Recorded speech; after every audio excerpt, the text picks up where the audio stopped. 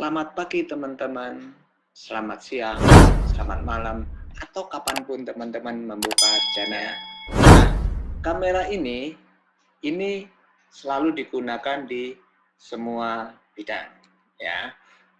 Di mana kamera ini secara definitif kita sebut sebagai suatu perangkat keras yang terdiri dari subsistem optik, elektronik, dan mekanik untuk menghasilkan gambar baik still maupun motion picture dari pantulan objek atau benda. Nah, di sini teman-teman juga akan lihat bahwa dari sisi penggunaannya, kamera dapat dibagi menjadi 3. Yang pertama adalah kamera fotografi, di mana teman-teman biasa menggunakan kamera handphone untuk motret selfie, motret dokumentasi menggunakan handphone, itu masuk di dalam kamera fotografi. Bisa juga masuk di dalam kategori kedua, kamera film. Teman-teman bisa menyatakan bahwa, aduh, kamera saya bisa handphone saya bisa merekam film, tetapi bukan peruntukannya. Kemudian kamera DSLR kalian atau kamera mirrorless kalian bisa untuk merekam video, bisa untuk merekam film. Betul, tetapi bukan peruntukannya. Ya. Nah, kemudian ada juga yang namanya kamera elektronik, di mana kamera ini banyak digunakan di industri broadcast yang ada di sekitar kita, ya, baik di kota-kota besar maupun di seluruh pelosok Indonesia. Nah, bagaimana dengan fungsi dari kamera itu sendiri? Ya, fungsi dari kamera ini terdiri dari kamera elektronik, ya. Kemudian kita lihat bahwa kamera elektronik ini fungsi utamanya dari suatu kamera elektronik adalah untuk merubah informasi optik atau gambar menjadi gelombang-gelombang listrik atau sinyal video. Nah, bagaimana dengan kamera video? Kamera video ini pembentukannya melalui sebuah gambar yang dilakukan scanning, yang di-scanning, ya, menggunakan pitch up tube atau CCD dan electronic circuit. Tetapi di dalam perkembangan teknologi yang sekarang yang begitu maju, maka CCD ini sudah berubah menjadi CMOS. Teknologinya menjadi lebih canggih. CMOS punya kelebihan, dia lebih peka terhadap cahaya. Jadi, teman-teman juga bisa lihat di sekeliling kita, orang syuting, orang selfie, atau orang motret tidak menggunakan banyak peralatan tata cahaya. Tapi ingat, untuk mendapatkan dimensi sebuah gambar butuh tata cahaya. Kita tidak bisa mengambil gambar dengan available light dan mengharapkan mendapatkan gambar yang memiliki dimensi yang bagus. Ya. Nah, dari kamera elektronik ini, maka tersimpan gambar pada media magnetik, ya, berupa kaset maupun hard disk. Tapi saya sampaikan juga, ya, Pak D sampaikan juga, dalam perkembangannya teknologi ini maju dengan pesat. Sudah tidak menggunakan kaset lagi atau magnetic tape, tetapi menggunakan media hard disk, tetapi hard disknya adalah SSD, menggunakan memory card. Ya, semakin praktis dan semakin murah. Ya, kemudian output pun bisa langsung dilihat. Ini kelebihan kamera video zaman sekarang, berbeda dengan zaman Pak D dulu, di mana Pak D syuting menggunakan kamera seluloid, ya, harus dicuci dulu, harus diproses dulu, ya, menjadi positif supaya kita bisa lihat. Tetapi sekarang tidak seperti itu. Nah, kamera video itu dilengkapi dengan VTR untuk memutar kembali, dan dia juga dilengkapi dengan mikrofon. Ya. bagaimana dengan jenis kamera elektronik? Jenis-jenis kamera elektronik terdiri dari 3 macam. Yang pertama adalah kamera ENG. ENG ini singkatan dari kamera elektronik news gathering. Kalau teman-teman melihat dari definisi yang Pak De sampaikan tadi, kamera elektronik news gathering itu memang kamera yang banyak digunakan oleh wartawan-wartawan melakukan peliputan. Kelebihannya apa? Kameranya lebih compact, lebih ringkas, ya, lebih ringan. Semakin compact, semakin ringan, itu semakin bagus untuk seorang wartawan. Ya, tanpa mengorbankan kualitas gambar. Kemudian kamera elektronik berupa kamera EFP, ya, singkatan dari Electronic Field Production. Ini adalah kamera yang cukup besar dan biasanya hanya ada di dalam studio. Tidak ada orang yang bisa mengangkat atau memanggul kamera EFP. Nanti teman-teman akan Pak De kasih tahu seperti apa kameranya. Ya. Yang kedua adalah kamera studio, kamera yang lebih fleksibel. Ya, dia adalah kameranya bagus untuk studio, tetapi juga bisa dipakai di luar. Tetapi yang membedakan adalah di dalam kamera studio biasanya tidak ada VTR. Ya. Karena apa? Karena dia akan terhubung di dalam kamera control unit, kemudian ada video mixer, kemudian baru VTR. Ya. Nah, bagaimana dengan operasional dari kamera elektronik news gathering? Yang pasti, ya, yang pertama adalah menggunakan handheld kamera. Ya. Kameranya kecil seperti ini, salah satu contoh. Model yang sekarang, yang terbaru mungkin lebih ringkas lagi. Ya, lebih kecil, lebih ringkas lagi. Ya, ini adalah handheld camcorder. Secara kualitas sudah bagus. Ya, untuk berita-berita itu sudah sangat bagus. Ya. Nah, kemudian ada shoulder mount camera, di mana kamera ini ditaruh di panggul atau di bahu, ya, ada ditaruh di bahu. Kenapa harus ditaruh di bahu? Tujuannya adalah supaya mendapatkan keseimbangan, supaya gambarnya tidak goyang-goyang.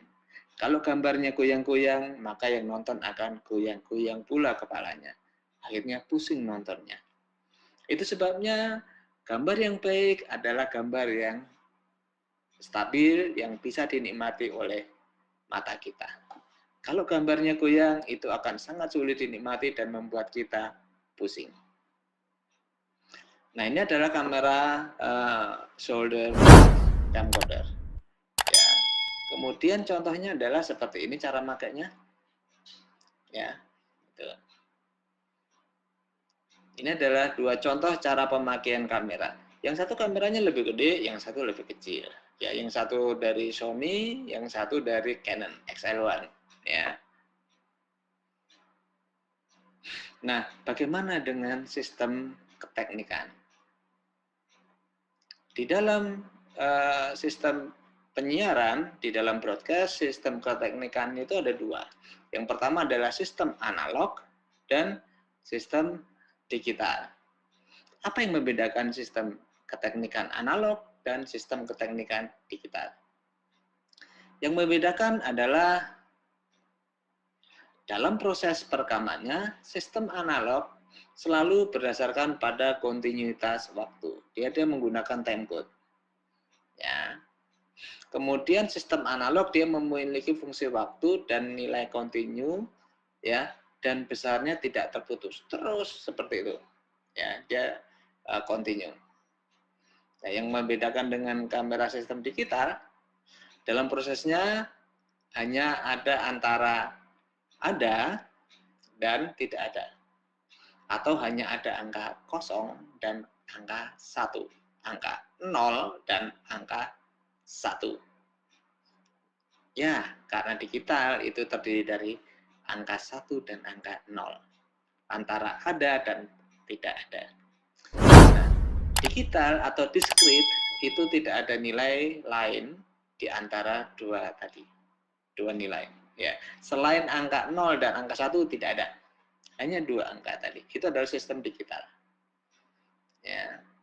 Nah, kamera ENG, kamera Electronic News Gathering, adalah kamera elektronik yang portable, dilengkapi dengan alat perekam VTR, ya, digunakan untuk meliput berita. Dan sekarang kamera ENG VTR-nya sudah terintegrasi di dalam kameranya. Ya, seperti ini. Ya, contoh seperti ini. Di sini kamera dan VTR-nya sudah menyatu dengan kameranya. Bahkan dia sudah menyatu juga dengan pemancarnya. Jadi HDMI transmitter, ya, dia sudah ada transmitternya. Sehingga untuk perekamannya itu akan lebih aman, ya. Di satu sisi kamera dia merekam, di satu sisi ada backup yang dikirim melalui pemancar, melalui transmitter tadi. Nah, ini adalah contoh ENG dalam bentuk yang lama. Ini adalah model yang lama. Apakah masih dipakai? Masih. Ya. Yang kepakai adalah biasanya dipakai untuk produksi-produksi broadcast di dalam studio, ya. Kemudian untuk produksi sinetron ini masih dipakai, gitu. Ya. Tetapi dalam perkembangannya sudah banyak yang beralih. Iya, betul. Dalam perkembangannya sudah banyak yang beralih ke digital menggunakan memori. Kameranya lebih kecil, lebih fleksibel, mobilitas dan moving kameranya lebih fleksibel, tetapi kamera ini dulunya harganya sangat mahal. Jadi tidak mungkin dia akan hilang begitu saja. Ya, selama masih bisa dioperasikan, pasti masih ada orang yang menggunakannya. Contoh kamera ENG generasi baru. Jadi di mana VTR-nya dia terintegrasi. Ya, di sini semuanya terintegrasi, di dalamnya sudah ada VTR-nya semua. Nah, ini contoh kamera dengan tripod. Ya, saya mundur lagi. Ini adalah kamera dengan tripod. Kamera ENG di atas tripod. Oke. Nah, bagaimana dengan kamera EFP? Electronic Field Production, ya. Kamera Electronic Field Production itu adalah kamera portable yang digunakan untuk membuat produksi di sebuah studio televisi atau di luar lapangan. Dengan menggunakan kamera EFP ini, kamera ini dilengkapi dengan CCU, ya, dengan pemandu gambar, dengan switcher. Sampai sekarang kamera ini tetap dipakai. Kalau teman-teman lihat pertandingan sepak bola di pinggir jalan, di pinggir lapangan, teman-teman akan lihat ada kamera besar di pinggir lapangan. Ya, bahkan juga di pinggir jalan di luar lapangan tadi. Ya, dia posisinya agak belakang. Ya, itu. Biasanya ada di pinggir gawang, ya, kemudian ada di pinggir lapangan, kemudian ada yang pinggir jalan menuju ke ruang istirahat, ya, atau ruang koordinasi antara pemain dan pelatih. Ya. Nah, kemudian kamera EFI ini digunakan untuk memproduksi acara televisi khusus di dalam studio televisi. Dia dilengkapi dengan pedestal, ya. Dia dilengkapi dengan pedestal, ada remote control, kemudian ada fokus dan ada zoom, ya. Kemudian terhubung dengan kabel CCU, kamera control unit, ada RCP, ada VTR dan ada switcher. Adapun lensa kamera ini menggunakan jenis lensa box, ya, tidak bisa dilepas tukar, ya, karena lensanya besar. Ya, nanti teman-teman akan lihat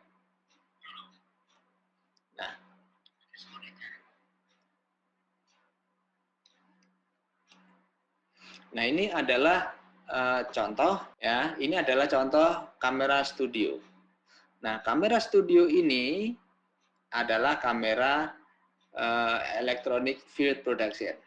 Sekarang teman-teman lihat, mungkin tidak kamera ini dipanggul atau diangkat oleh kameramen.